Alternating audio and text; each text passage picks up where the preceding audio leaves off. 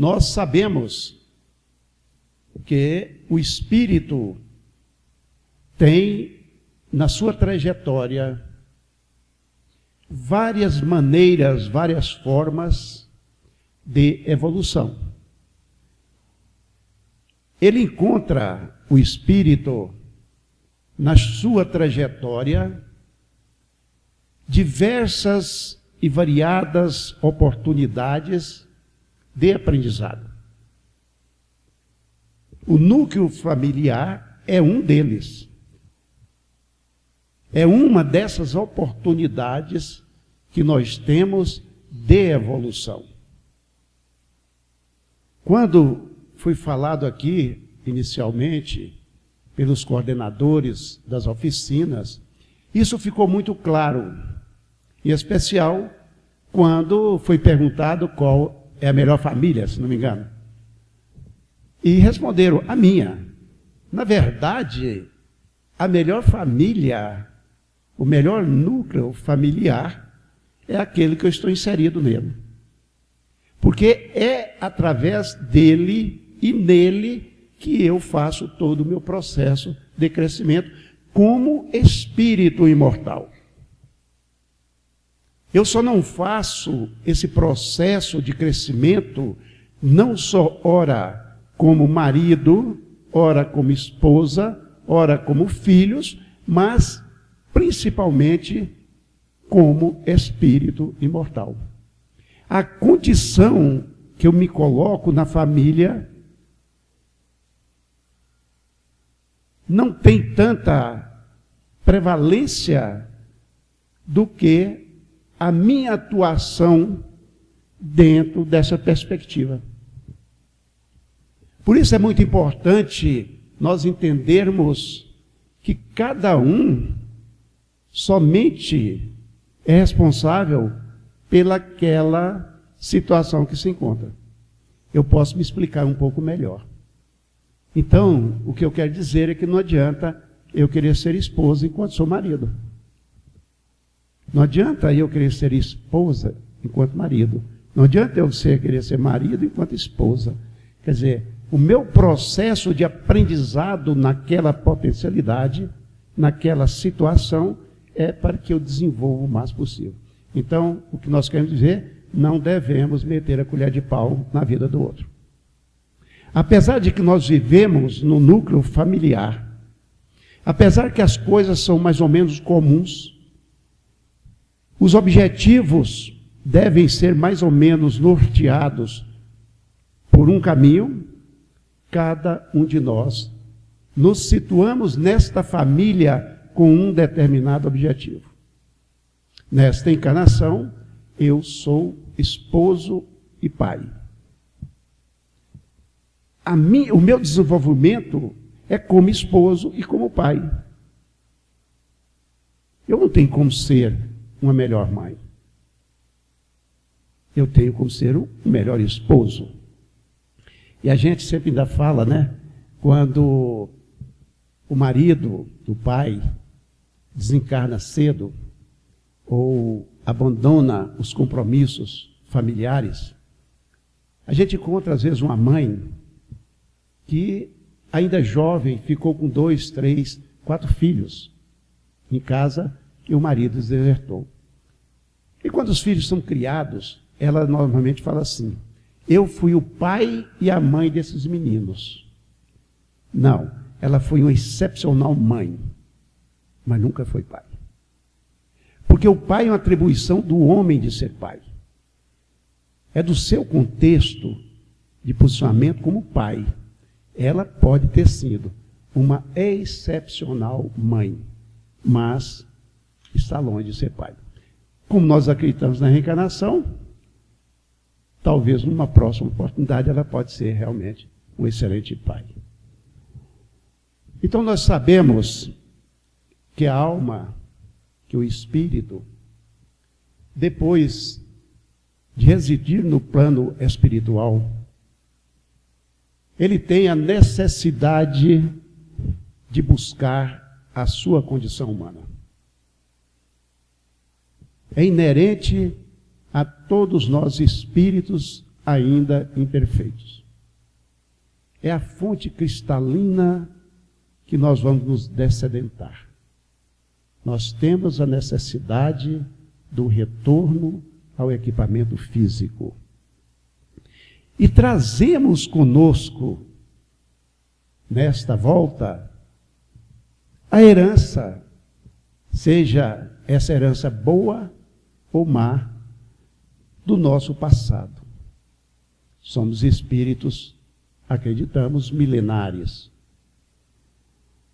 Renascemos como crianças, reaparecemos na senda terrestre para representar um novo ato no drama da nossa vida. Viemos pagar as nossas dívidas, reajustarmos-nos com a lei divina. Viemos também conquistar novas capacidades para que possamos facilitar a nossa ascensão e promover uma marcha mais apressada rumo a essa ascensão. A lei dos renascimentos explica e completa o princípio da imortalidade. A evolução do ser indica um plano que tem um fim. E esse fim é a nossa felicidade. Atingimos a perfeição como espíritos. Mas nós sabemos que nós não alcançaremos essa perfeição numa só existência. Devemos ver nas variadas existências da vida da alma a condição necessária para a nossa educação e o nosso progresso. E esta evolução, esta educação e esse progresso, eles se assentam nos próprios esforços, vencendo os desafios, dobrando as mazelas e buscando esse crescimento degrau por degrau. Primeiramente, aqui na Terra. Esse é o primeiro nosso. E depois, através de inumeradas estâncias do céu estrelado. Então nós vimos aqui rapidinho que o processo de progresso do espírito é individual. É individual. A partir do momento que eu promovo esse caminhar, ele passa a ser solidário. Muitas vezes eu acho que para ser feliz, eu dependo de outra pessoa. Não, para ser feliz, eu dependo da minha esposa. Eu sou feliz porque a minha esposa, Eliane, existe. É um equívoco. Eu sou feliz porque sou feliz. A felicidade não reside na outra pessoa. É uma maneira de ser. Se eu deposito a minha felicidade na minha esposa, quando ela não existir mais, eu vou ser muito infeliz. E esse não é o processo. Sim, ela é um componente da minha felicidade. E que componente? Mas é um componente. Ela não é o principal. Porque nós, quando reencarnamos, e Kardec perguntou aos espíritos qual a finalidade da reencarnação, eles responderam que era para o melhoramento. Então, não perguntou qual era o objetivo da reencarnação da minha esposa e dos meus filhos. A mim é o meu melhoramento. Ora, se nós admitirmos que o homem vive atualmente pela primeira e pela última vez na Terra, que uma única existência é o quião de cada um de nós, a incoerência e a parcialidade, forçoso seria reconhecer, presidem a repartição dos bens, dos males, das aptidões e das faculdades, das qualidades nativas e dos vícios originais. Então nós vemos aqui a importância do amor divino para conosco através da reencarnação. Se nós tivéssemos somente esta existência, haveria sim uma incoerência e uma parcialidade do Pai Celestial. Porque dotou alguém de bens e outros de males.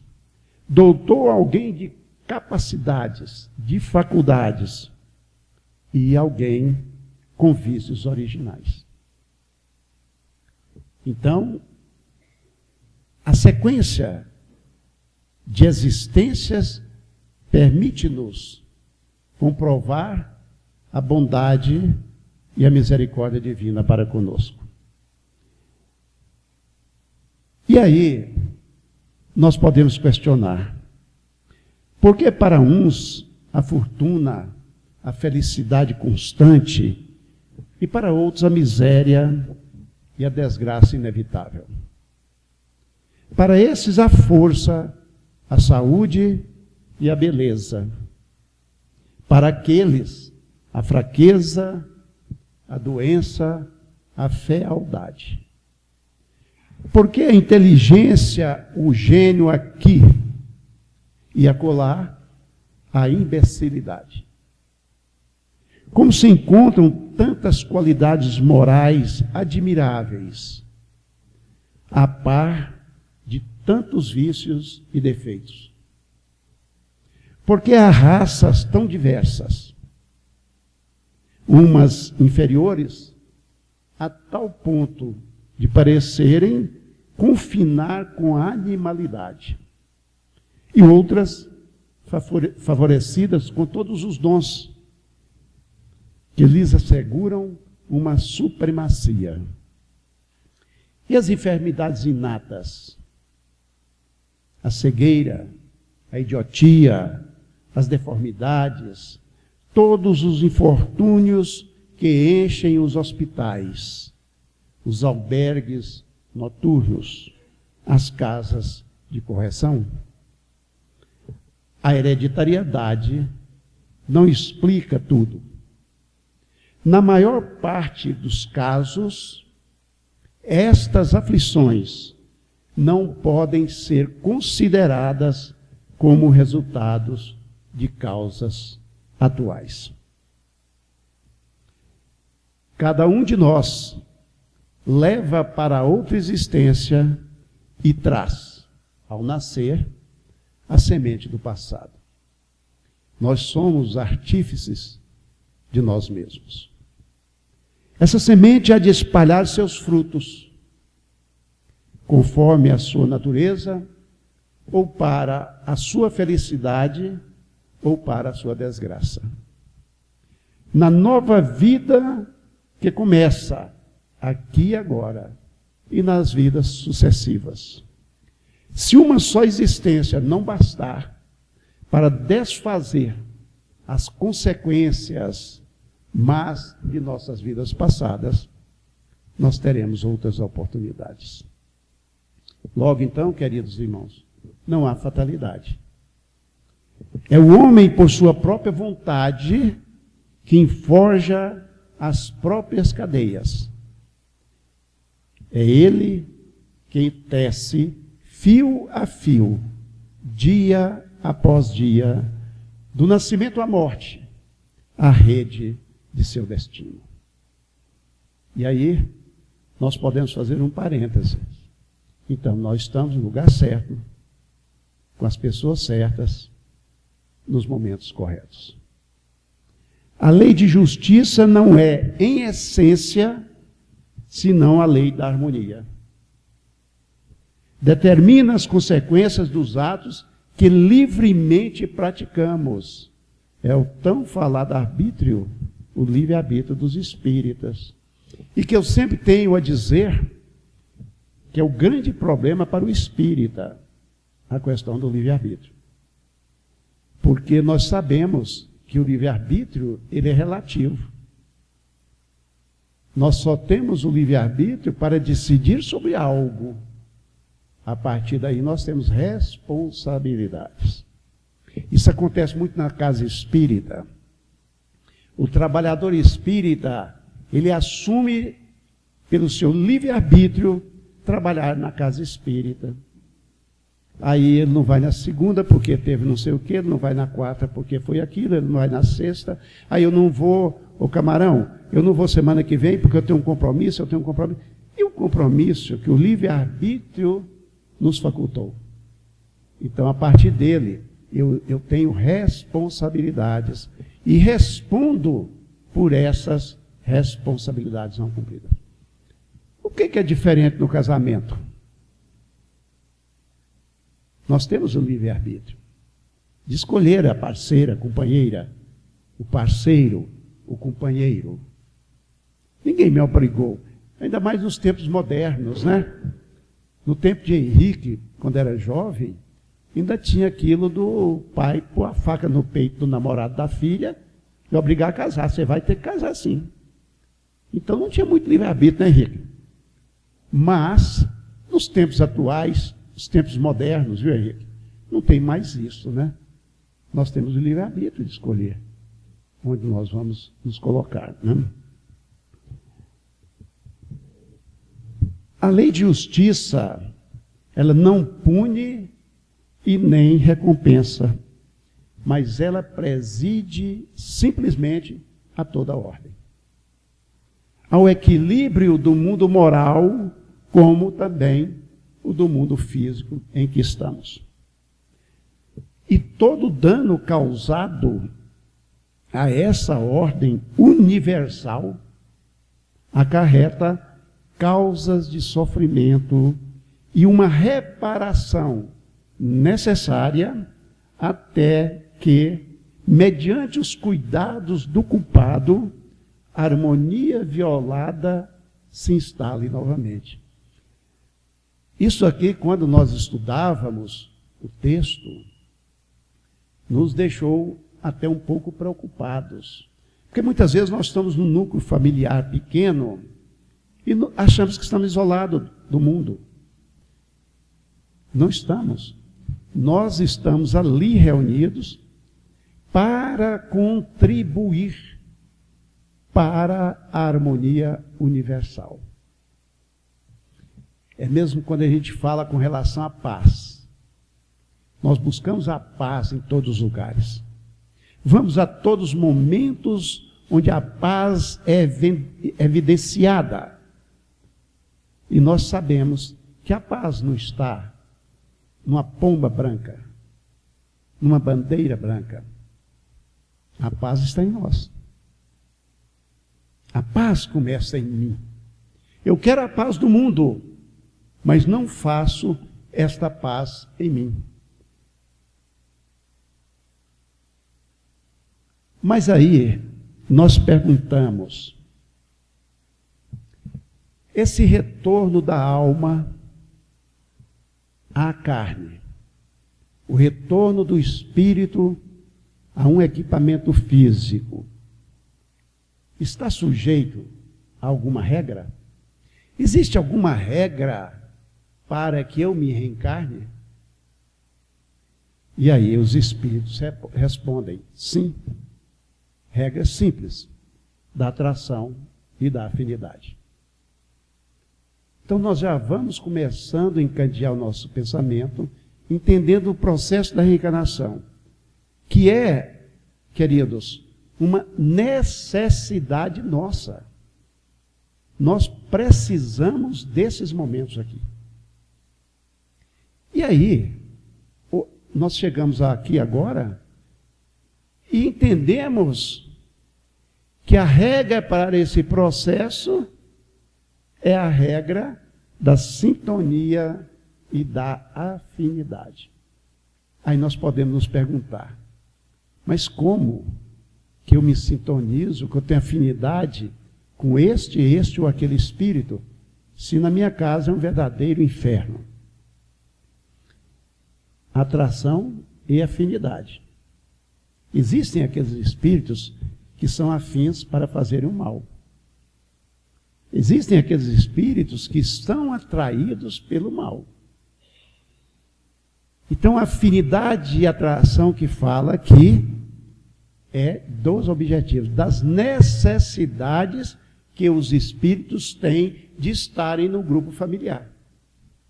Tem gente que fala assim, meu Deus, eu queria tanto pertencer àquela família, a família do vizinho, parece ser harmoniosa, tranquila, não é? O marido e a mulher é um amor um para com o outro, que os filhos obedientes, eu queria ter renascido naquela família.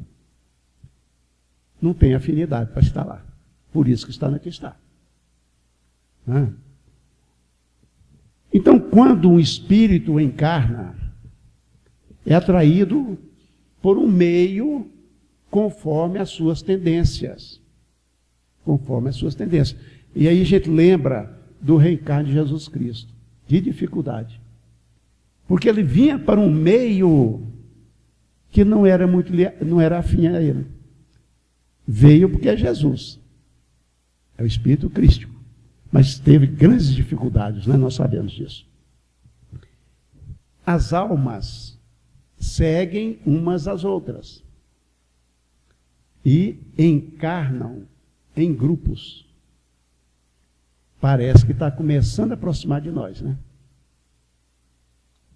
Constituem famílias espirituais,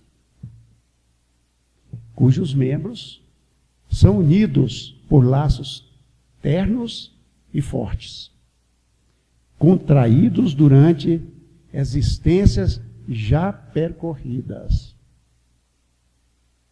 Vejam bem, a atração e afinidade é para os dois segmentos.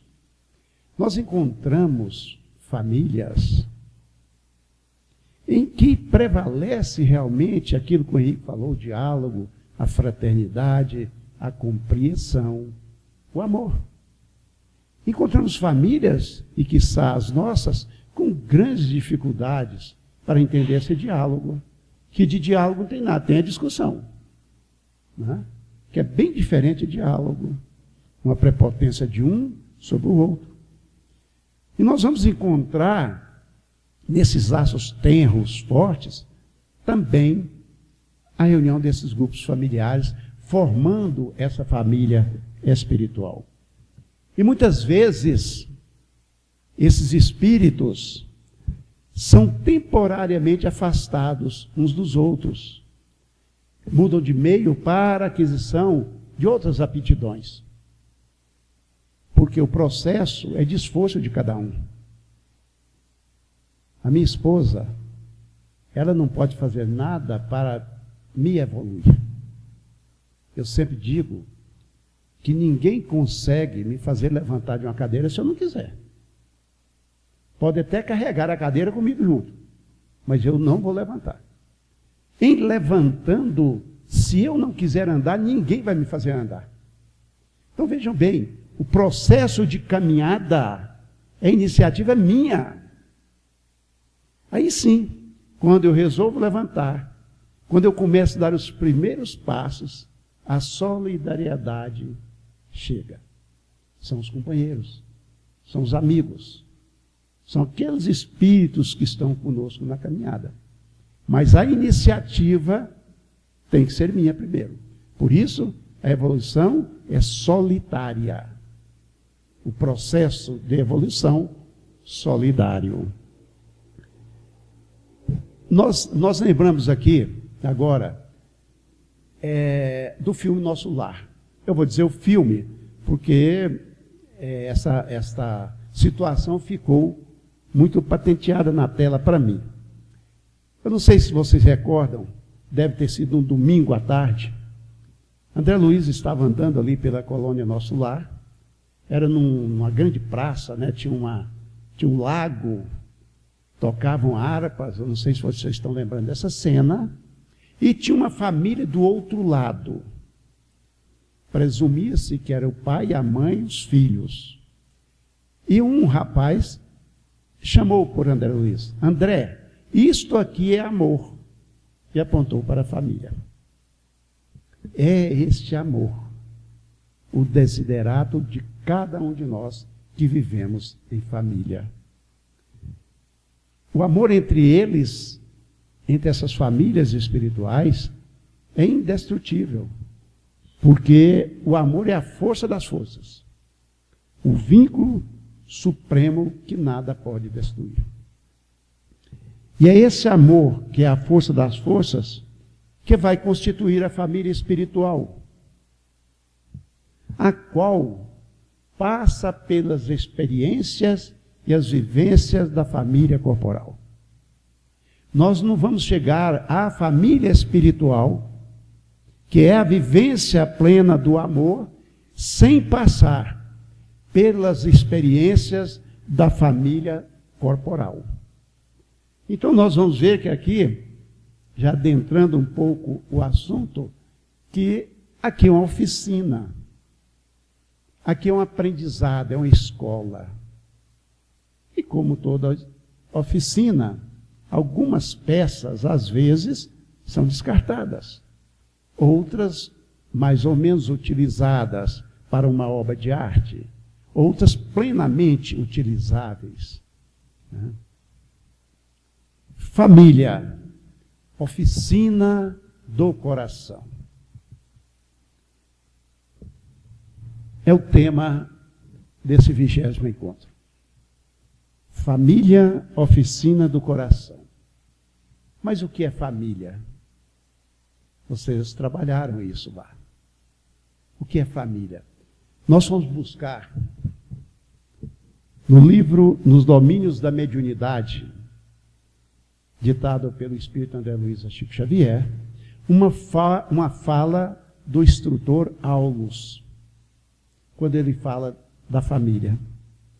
Ele diz o seguinte: a família consanguínea é uma reunião de almas em processo de evolução, de reajuste, aperfeiçoamento e santificação.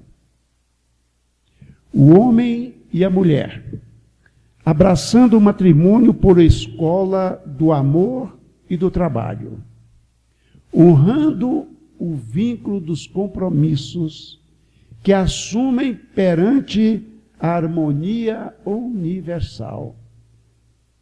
Nele se transformam em médiuns da própria vida, responsabilizando-se pela materialização a longo prazo, não tem nada de afogadilho, dos amigos e dos adversários de ontem, convertidos no santuário doméstico em filhos e irmãos, para que a regeneração e o progresso se efetue com segurança e clareza.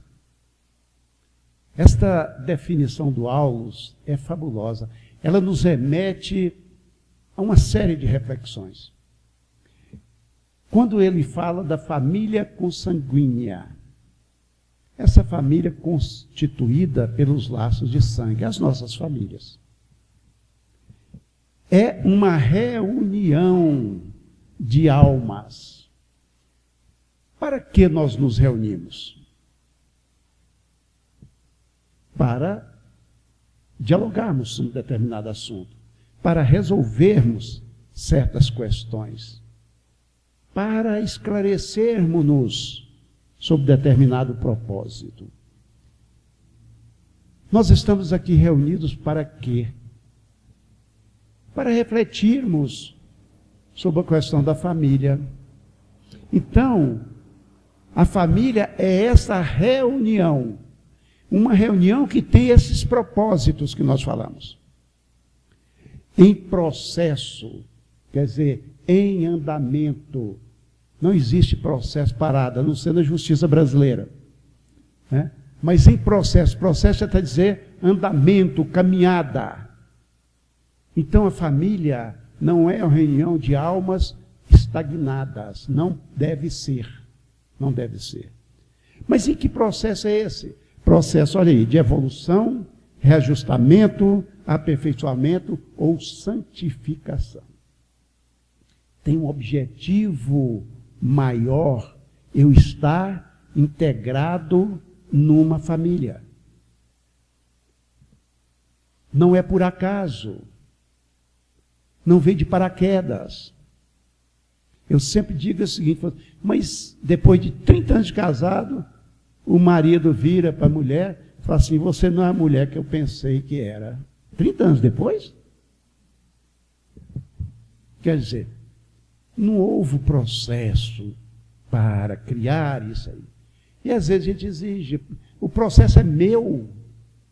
Então é equívoco. O processo é meu, não é da minha esposa. Ela está aqui. Se ela pensa que eu casei com ela porque ela era bonita, e era muito bonita, não é? Só para isso?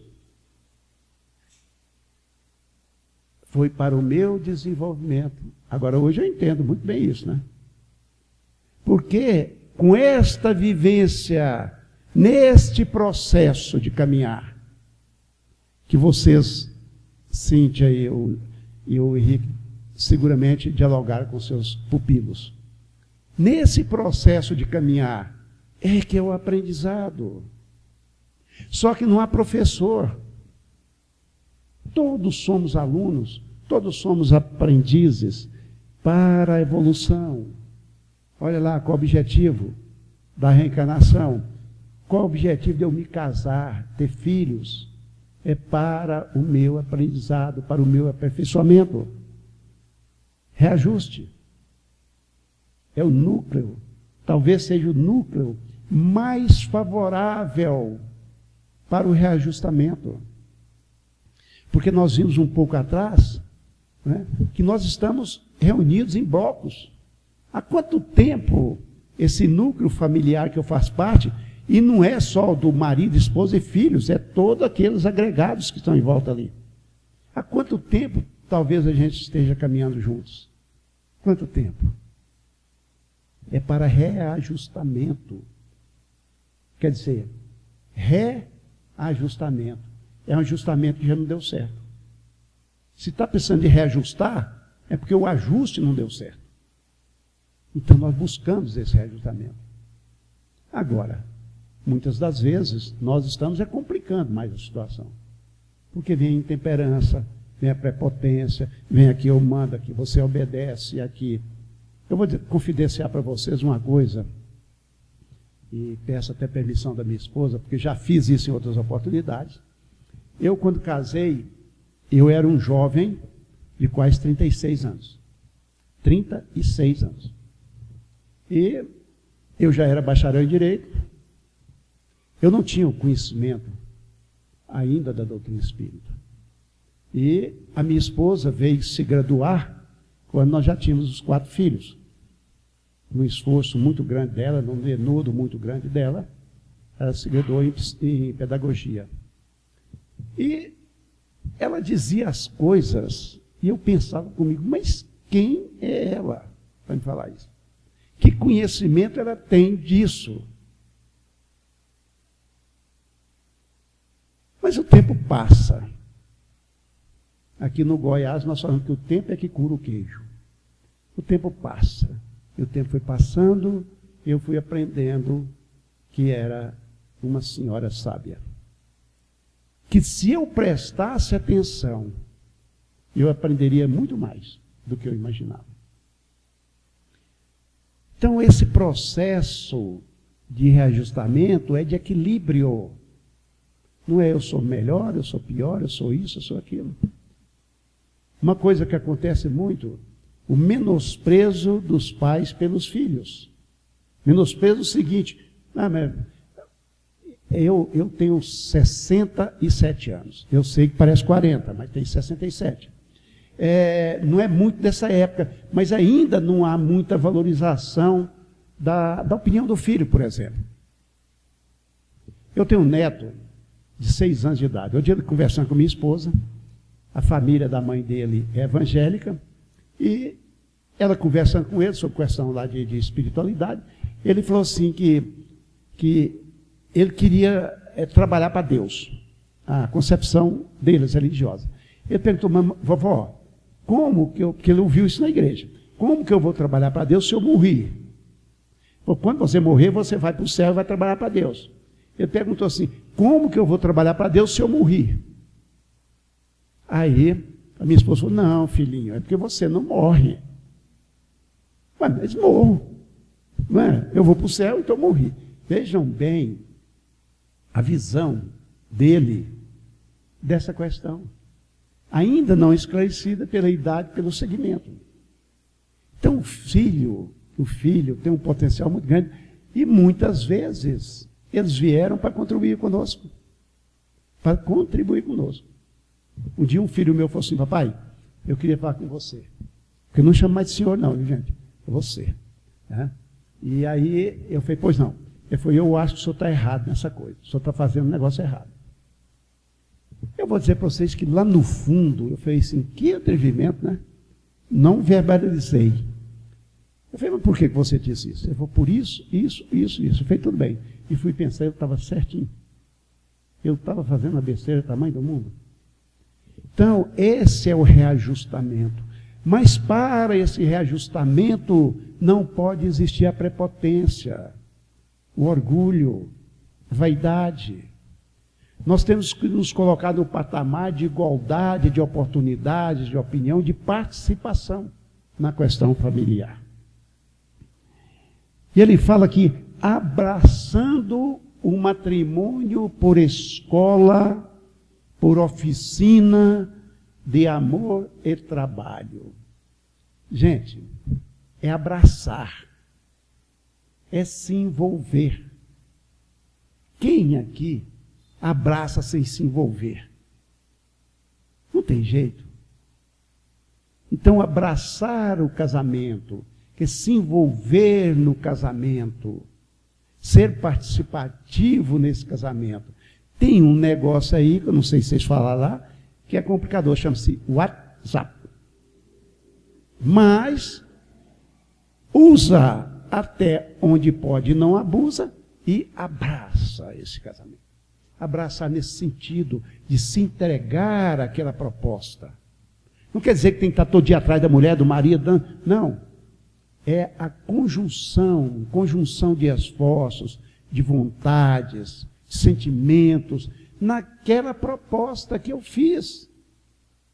Ela não me obrigou a casar com ela. Foi eu que pedi ela em casamento. Agora, por que ela quer responsável por tudo? É até ruim, porque ela pode dizer, quem mandou você me pedir em casamento? Né? Eu nem queria, mas você pediu. Não é? Esse é o processo. E algo que quando nós abraçamos esse casamento, nesse sentido que nós falamos, nós vinculamos com os compromissos da harmonia universal. Já dizia que a família, a sociedade, melhor dizendo, é a família amplificada. Nós precisamos de famílias com núcleos de amor, de concórdia, de paz. Senão, não vamos ter nas ruas. Nós estamos num processo de aprendizado. Aprendizado. A nossa ação lá fora está no contexto da família. Eu não sei hoje, mas antigamente fala assim, está fazendo isso, mas filho de quem que é? Quer dizer, o reflexo, né? O reflexo daquilo que tem dentro de casa. Então, nós participamos desta harmonia universal. E nesta família, nós temos a oportunidade de receber aqueles que já não são caros, mas aqueles que também nós deixamos para trás. Porque se o processo é de reajustamento, evolução, crescimento, alguém ficou para trás nessa história. E nós temos que buscá-los. É tarefa nossa, não tem dúvida nenhuma nisso. Quando Kardec pergunta aos espíritos com relação à família, eles falam que é reunião de espíritos para, eu estou reduzindo a resposta, para o amor como irmãos. Vejam bem a definição. É o exercício na família, o exercício do amor entre irmãos. Nós somos irmãos. Alguém disse aqui, não sei se foi um de vocês ou se eu ouvi de algum espírito, né, que nós às vezes temos tanta gentileza, tolerância, sim senhor, sim senhora, senta aqui, do que lá em casa. Parece que o núcleo familiar é um núcleo de ETs, né, separado da humanidade terrena. Não, nós estamos reunidos para fazer essa transição e nos tornarmos verdadeiros amigos. Quem recebeu a mensagem hoje nossa aí, de manhãzinha, falávamos sobre amizade. Né? Quão bom vai ser que um dia nós nos definamos como verdadeiros amigos. E o que é oficina? Nós viemos aqui hoje para falar de família. Já sabemos mais ou menos como é a questão da família. E o oficina, o que é oficina? Nós buscamos definir isso aqui, vejam bem. Lugar onde se verificam e operam grandes transformações. Então nós viemos aqui hoje para quê? Trabalhamos em oficinas para promovermos essa transformação, gerarmos recursos para sermos hoje melhores do que ontem. E seguramente amanhã melhores do que hoje. Evidentemente que não vai sair daqui ninguém abraçando, beijando, você é o amor da minha vida, inesquecível. Não, nós vamos com objetivos, com propósitos que foram dialogados por todos vocês. A oficina é qualquer lugar onde se faz ou conserta alguma coisa. Por isso, nós devemos estar sempre numa constante oficina dentro do nosso lar. O nosso lar deve ser uma oficina, e é uma oficina, como é uma escola, lugar de aprendizado, de transformação, lugar de consertar. Oficina é lugar de conserto. Você não leva nada para a oficina a não ser para consertar. Né? Então, nos é permitido a oficina do lar para que nós trabalhemos, refaçamos, consertemos uma série de coisas que ficaram para trás. Ora, se nós estamos falando de oficina e é de amor, então o que é amar? Por exemplo, eu falei, eu amo a minha esposa. O que é isso? O que eu quero dizer com isso? Nós pegamos no Evangelho segundo o Espiritismo uma mensagem de Sanson, ex-membro da Sociedade Espírita de Paris. Essa mensagem foi ditada em 1863, logo ali.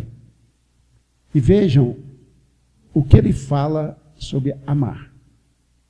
Amar. Sabemos já vimos o que é família, já vimos o que é oficina, agora vamos ver o que é amar. E ele diz o seguinte: amar no sentido profundo do termo, amar na sua essência, É o homem ser leal, probo, consciencioso, para fazer aos outros o que queira que os outros lhe façam. É uma definição muito ajustada para o nosso momento. Amar no sentido profundo é o homem, e aí é gênero, homem e mulher,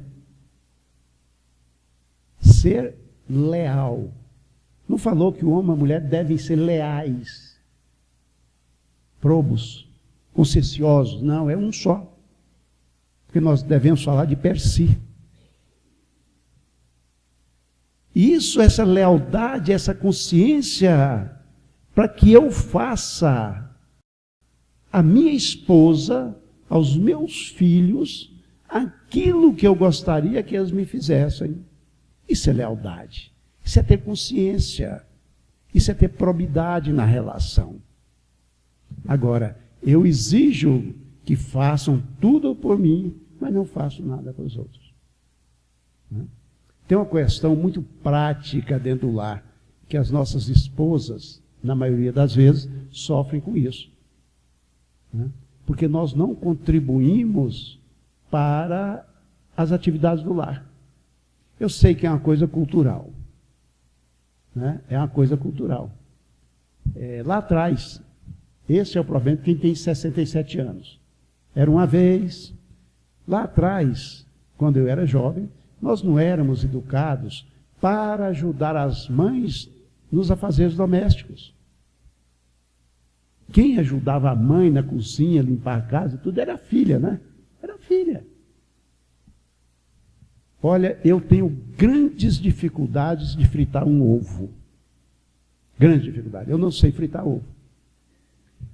Olha, se me mandarem eu esquentar uma água, talvez eu tenha um grande problema com isso.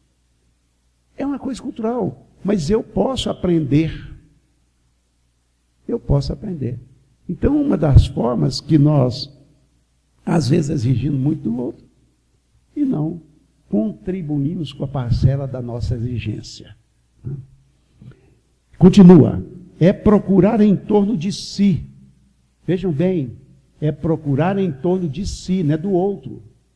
O sentido íntimo de todas as dores que acabrunham seus irmãos. Nós falamos um pouco atrás. A minha esposa é minha irmã. Os meus filhos são meus irmãos. Para suavizá-las e não para comprometê-las, né? É considerar como sua a grande família humana, porque já é um processo de entendimento de que nós somos todos irmãos. A paternidade é uma só. Por consequência, a irmandade também é uma só. Porque esta família todos a encontrareis. Nós estamos nesse processo. Nós vamos encontrá-las, não tem dúvida nenhuma. Dentro de um certo período, em mundos mais adiantados. Veja bem, se eu não construir agora, quando é que eu vou participar dessa família universal? Quando que eu vou participar dessa família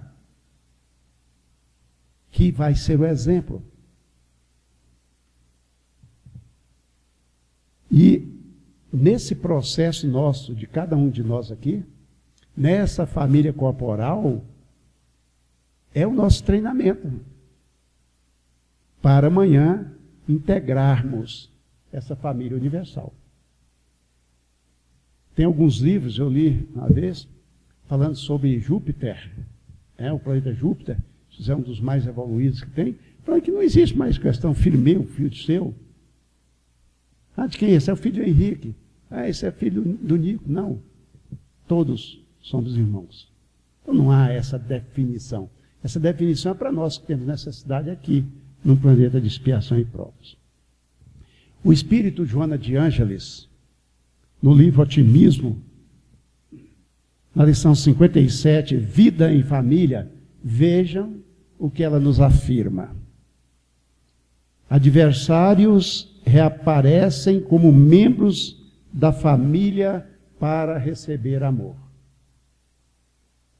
Então, a tarefa de cada um de nós é dar amor. No entanto, na batalha das afinidades padecem campanhas de perseguições inconscientes, experimentando o pesado ônus da antipatia e da animosidade. Esse processo é de amor, da construção do amor. Mas nós deixamos, muitas vezes, que esse processo seja deturpado pela antipatia e animosidade. E ela continua: a família é, antes de tudo, um laboratório de experiências reparadoras. A família é, antes de tudo, uma oficina de experiências reparadoras. Vejam bem que não tem nada construído. Todo o processo está em construção. Nós ainda não conseguimos esse amor incondicional. Esse amor universalizado que o Cristo nos exemplificou. Mas estamos num processo. E aí o esforço é de cada um de nós. Se eu não fizer a minha parte, essa relação vai ficar capenga. Porque eu não fiz a minha parte. Agora, fazer a minha parte não depende de que minha esposa e meus filhos façam a parte deles. Porque o problema é comigo. Eu é que tenho que fazer. E ela continua, na qual a felicidade e a dor se alternam, programando a paz futura. Então nós vamos sair daqui hoje, e daqui a um pouquinho, e vamos falar assim, mas eu não encontrei a paz ainda. Não, ela é futura. Ela é para amanhã. Porque nós ainda estamos caminhando. E vamos caminhar sempre. O progresso, como nós vimos na mensagem lá atrás, é um processo. Eu não posso desistir desse processo. Nem é um grupo da bênção, nem um ela da desdita. Antes é a escola de aprendizagem e redenção futura. O agora é a oportunidade que nós temos de construir o amanhã. Ninguém pode voltar atrás e fazer um novo começo. Mas qualquer um de nós pode começar agora e fazer um novo fim. Inegavelmente, Chico Xavier. A vida é incessante e a família carnal são experiências transitórias em programação que objetiva a família universal. Então eu tenho que aproveitar esse momento da agregação com esses espíritos para o nosso crescimento. Reconcilia-te com teu irmão enquanto estiver a caminho com ele. Esta é a proposta do Mestre. É um processo de reconciliação, de crescimento. Nós vamos encerrar esse momento. Nós vamos trazer uma mensagem, uma história que o espírito Neio Lúcio nos relata no livro Jesus no Lar. Nós sabemos que na casa de Simão Pedro tinha o culto do Evangelho no lar. E Jesus participava desse culto. E eu fico pensando, que culto? Com Jesus presente, né? E depois que várias pessoas se colocavam diante de um determinado assunto que interessava aquela assembleia, normalmente Jesus arrematava com alguma fala. E esta mensagem, e aí eu gostaria dos ouvidos mais atentos ainda de todos nós, porque eu acho que ela resume todo esse processo que nós estamos aqui refletindo sobre a família, essa oficina de amor. O título da mensagem é A Escola das Almas. E diz o seguinte: congregados em torno do Cristo, os domésticos de Simão ouviram a voz suave e persuasiva do Mestre, comentando os sagrados textos. Quando a palavra divina terminou, a formosa preleção, a sogra de Pedro indagou, inquieta: Senhor, afinal de contas, que vem ser a nossa vida no lar? Contemplou a ele significativamente, demonstrando a expectativa de mais amplos esclarecimentos, e a matrona acrescentou: iniciamos a tarefa entre flores para encontrarmos depois pesada colheita de espinhos. No começo é a promessa de paz e compreensão. Entretanto, logo após, surgem pedras e dissabores.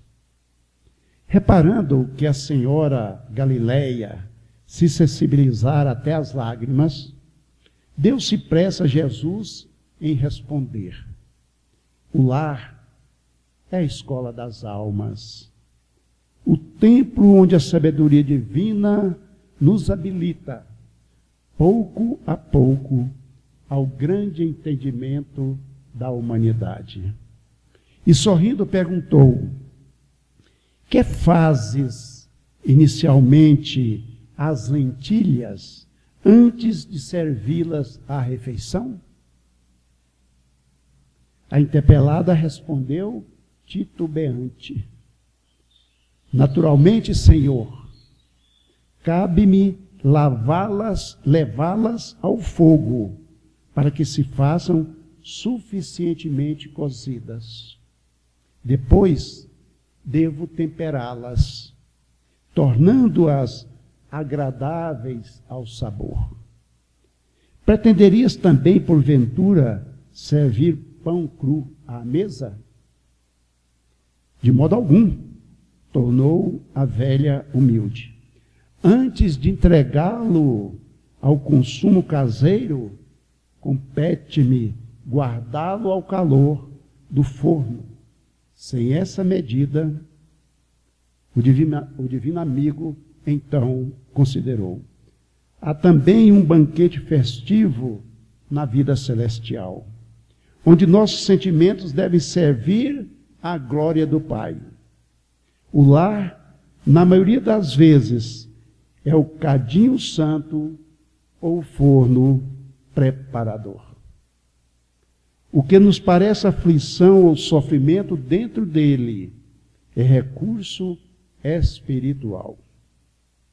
O coração acorda para a vontade do Senhor, retira as mais luminosas bênçãos de suas lutas renovadoras, porque somente aí, de encontro uns com os outros, examinando aspirações e tendências que não são nossas, observando defeitos alheios e suportando-os, aprendemos a desfazer as próprias imperfeições. Nunca notou a rapidez da existência de um homem? A vida carnal é idêntica à flor da erva. Pela manhã emite perfume, à noite desaparece. O lar é um curso ligeiro para a fraternidade que desfrutaremos na vida eterna. Sofrimentos e conflitos naturais em seu círculo são lições. A sogra de Simão escutou atenciosa e ponderou: Senhor, há criaturas, porém, que lutam e sofrem, no entanto, jamais aprendem. O Cristo pousou na interlocutora os olhos muito lúcidos e tornou a indagar. Que fazes das lentilhas endurecidas que não cedem à ação do fogo? Ah, sem dúvida, atiro-as ao monturo, porque feririam a boca do comensal descuidado e confiante. Ocorre o mesmo, terminou o mestre, com a alma rebelde às sugestões edificantes do lar. A luta comum mantém a fervura benéfica. Todavia, quando chega a morte, a grande selecionadora do alimento espiritual para os celeiros do nosso Pai, os corações que não cederam ao calor santificante, mantendo-se na mesma dureza, dentro da qual foram conduzidos ao forno bendito da carne, serão lançados fora, a fim de permanecerem por tempo indeterminado na condição de adubo entre os detritos da natureza. Minhas queridas e meus queridos, o amor, somente o amor, deve permear as nossas relações, sejam elas de quaisquer naturezas. Só o amor, somente o amor, deve ser esse fermento que vai levedar as nossas relações. Jesus, respondendo a alguém que lhe perguntou qual o maior mandamento, ele disse: amarás a teu Deus de todo o teu coração, de toda a tua alma, com todas as tuas forças e de todo o teu entendimento. Este o primeiro mandamento. Mas acrescentou: outro mandamento, que é semelhante a esse, é: amarás ao teu próximo como a ti mesmo. O que faz os dois mandamentos serem semelhantes? O amor. Só o amor. E nós finalizamos esse momento com o nosso coração agradecido a todos vocês, dizendo o seguinte: tem uma cidade no Japão, e nós sabemos que no Japão tem muito terremoto, muito tsunami. Nesta cidade, tem em torno de 1.600 terremotos por ano. E lá se construiu um prédio gigantesco, de mais de 40 andares. E um dia, de um terremoto muito forte, aquele prédio balançava, balançava e balançou durante 1h30 e não caiu.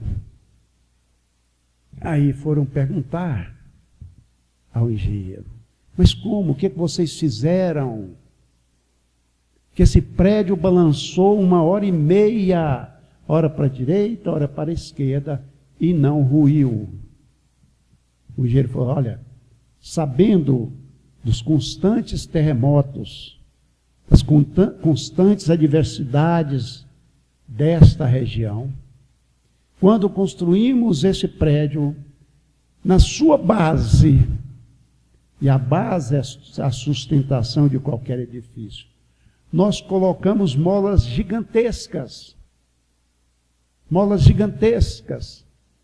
que permitem que este prédio, ora vai para a direita, ora para a esquerda, ora para a direita, ora para a esquerda, e não caia. Assim é a família. A base da nossa família tem que estar sustentadas por essas molas gigantescas do amor, para que essa família possa balançar pela direita, balançar pela esquerda, balançar pela direita, balançar pela esquerda, durante os tsunamis e terremotos da nossa existência e continuar de pé. E que Jesus nos abençoe hoje e sempre. Muito obrigado.